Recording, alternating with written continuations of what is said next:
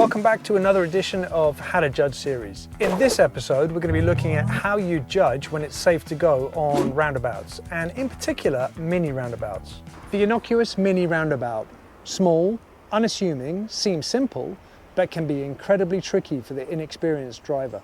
And one of the reasons why they're so tricky is because traffic comes from all different sides and can be on you in seconds.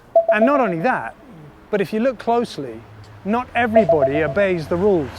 So what does this mean to you as the inexperienced driver? Now, as we all know, the whole purpose of a roundabout is to keep the flow of traffic moving. And if you didn't know that, you do now. And so you're constantly encouraged to try. However, I'm going to suggest we flip that on its head. How about I'm ready to stop until I'm sure it's clear to go? This clip demonstrates the importance of being ready to stop and also observing everywhere on the roundabout.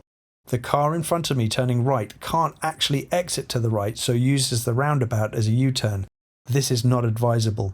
And secondly, a bus comes from my left-hand side and cuts straight across in front of me. Probably the reason for this is the fact that there are roadworks on this particular roundabout, and the bus driver missed the fact that he should be giving way to me. Be careful, mistakes happen. If you can tell from a distance that it's clear as you're approaching the roundabout, you'll be able to make that decision really, really early. On this mini roundabout, I'm going to turn left. So I'm doing my mirrors and my signal. Now, I'm looking to the right. It looks clear from ahead. So this looks like a go for me.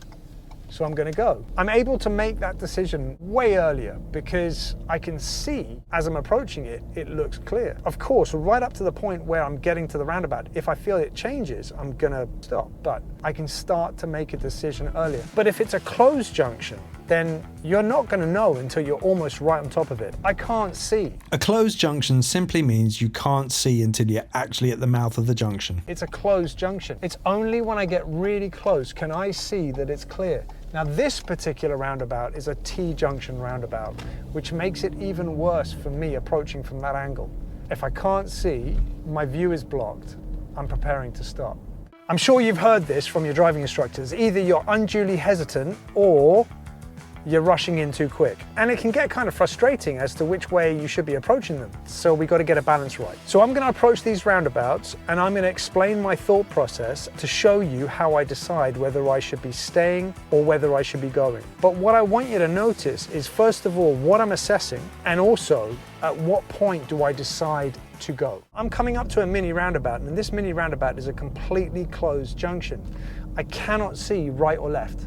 So I'm preparing to stop. I'm going to turn left here.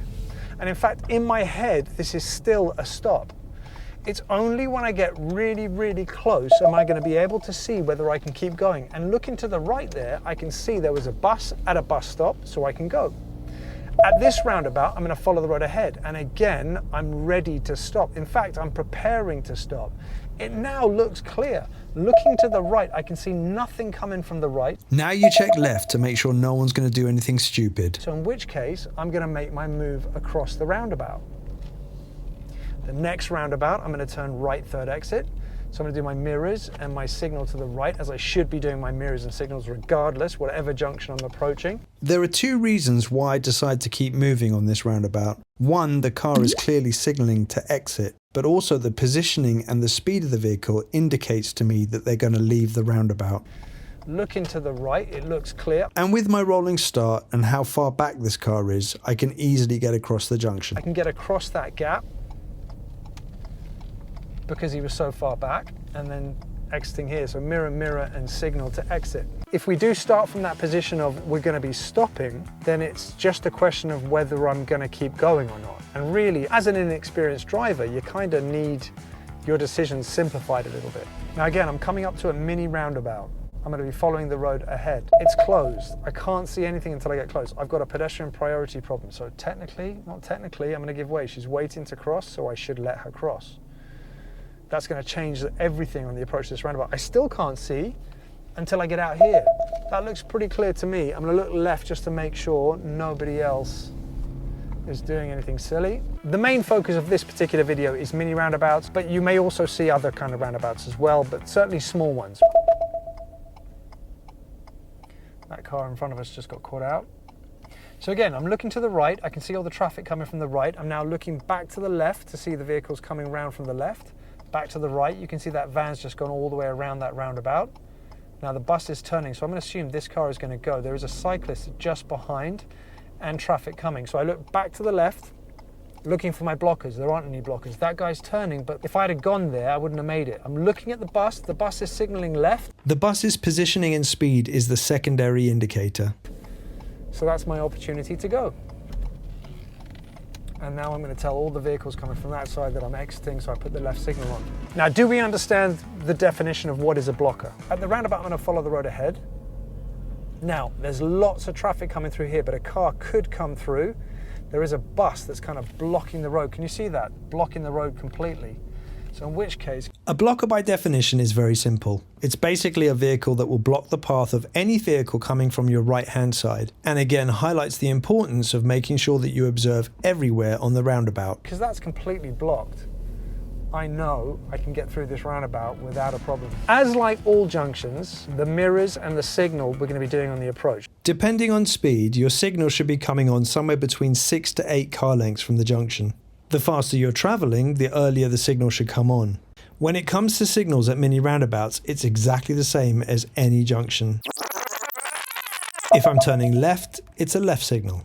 If I'm turning right, it's a right signal. And if I'm following the road ahead, no signal at all. And unlike normal roundabouts, you don't need to signal left to exit, unless you think it's going to benefit someone. Now, I also strongly recommend that you practice on getting that done at the correct time so that you're not worrying about that as you get into the mouth of the junction. If I'm checking mirrors, I'm taking my eyes off the road. I'm going to miss an opportunity to go. Now, signals are incredibly important.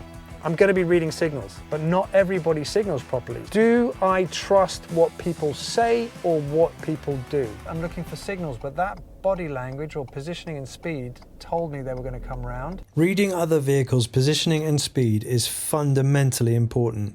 We do it all the time when we're on foot, and we have to bring it to the car. Whatever people are saying or not saying, make sure their positioning and speed confirms it. If you like what you've seen here, hit the like button, subscribe if you want more content, and I'll see you in the next one. Get well out.